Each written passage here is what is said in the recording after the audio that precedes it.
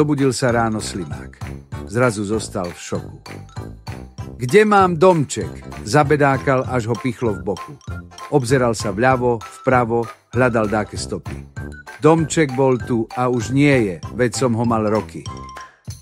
Pod stromom si sedel lišiak, sledujúc tú story. Milý Slimák oslovil ho.